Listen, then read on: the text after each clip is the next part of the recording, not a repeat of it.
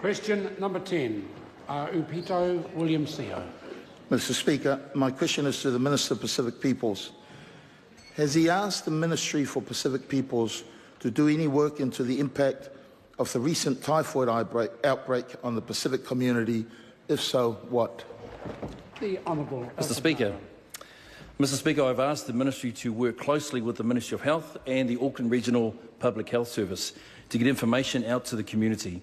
The Auckland Regional Public Health Service have created an information page and fact sheet which are being used in communal areas for churches and community groups and can be used and are both translated in English and in Samoan as well. The Ministry has shared resources around general hygiene and disease awareness via social media channels. Regional advisors of the Ministry have been briefed on talking points and information to share with leaders and contacts within the Pacific community. The Auckland Regional advisors have also been on the ground with the Mount Roskill community providing key information.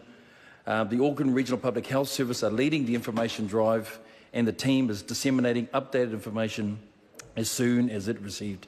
I know that the Minister of Health has commissioned a report into exactly what happened and where the communication broke down. Mr. Speaker. Supplementary question, Aupito William Seo. Why hasn't he visited the family of the Samoan woman who died from typhoid to share his condolences, nor responded to my letter of 5th of April on this issue, nor visited the church to reassure them that this disease won't spread further? Mr. Speaker. Honourable Alfred Ngaro. Mr. Speaker, in this instance, it is important that the clinical services of the Auckland Regional Public Health Services are playing critically their role. I'm sure that the member will know that on many occasions I've visited different Pacific communities when they've been in crisis, such as on Christmas Day and Boxing Day, when the Tongan community were in stress over the chaos, or it could have been in Mangere where the member was there at the Queen Memorial Service for the Tongan Queen as well. So it's not that I as a minister have not been willing, I have been willing, and in fact I've been there on many occasions. In this case, the lead minister is the Minister of Health. For my role, it is a supporting role to make sure that we've disseminated the information out, to make sure that the clinical services are there. That's critically important in supporting our community. Supplementary, Mr. Speaker. Supplementary question, Aupito William Seo. What exactly has he done to help the Pacific community, given there's been a death of a Samoan woman and the number of confirmed typhoid fever cases has jumped from just 3 on the 22nd of March, 11 cases on the 3rd of April, 18 cases on the 7th of April, and now 20 cases confirmed close to Easter? Mr. Speaker.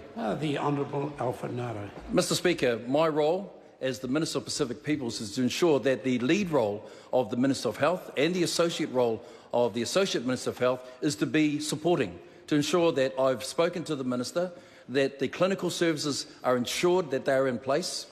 So my role as a Minister and as the Ministry is to ensure that we get that information out. It's been translated into Samoan, it's been out there with our lead advisors using those key networks. Those are the roles of the Minister of Pacific Peoples. Supplementary. Supplementary question, Aupito William Seo. Can he guarantee the Pacific community that his government has contained the spread of typhoid in Auckland and that we won't see more people being put at risk of typhoid infections when families and church groups gather this weekend to celebrate Easter? The Honourable Alfred Ngaro. Mr. Speaker, can I first of all also acknowledge the fact is that yes, there has been a death in the family, and I did acknowledge that as the Minister in regards to the passing away of the woman that in this case. Can I also too let the member know that our ministry also too has put out and disseminated more information during the Easter break in particular. There's also too, we're really important to ensure that there are hygiene information that all people should know, not just our Pacific community, and that's critically important. And that is answering the question about my role as the Minister of Pacific Peoples. What I can say to the Minister is this. We, as a government, have been doing everything possible to ensure that we've met the clinical concerns, the health concerns that are there, and at the same time, too, we look forward to the report that will talk about the review in regards to the whole of this case, the information that was shared, and the comms plan as well. Supplementary. Supplementary question, Aupito William Sear. Did he take any steps to ensure health officials of Samoa were informed of the typhoid outbreak as required by the International Health Regulations 2005 to reduce the risk of typhoid spreading outside of Auckland? If so, when did this occur?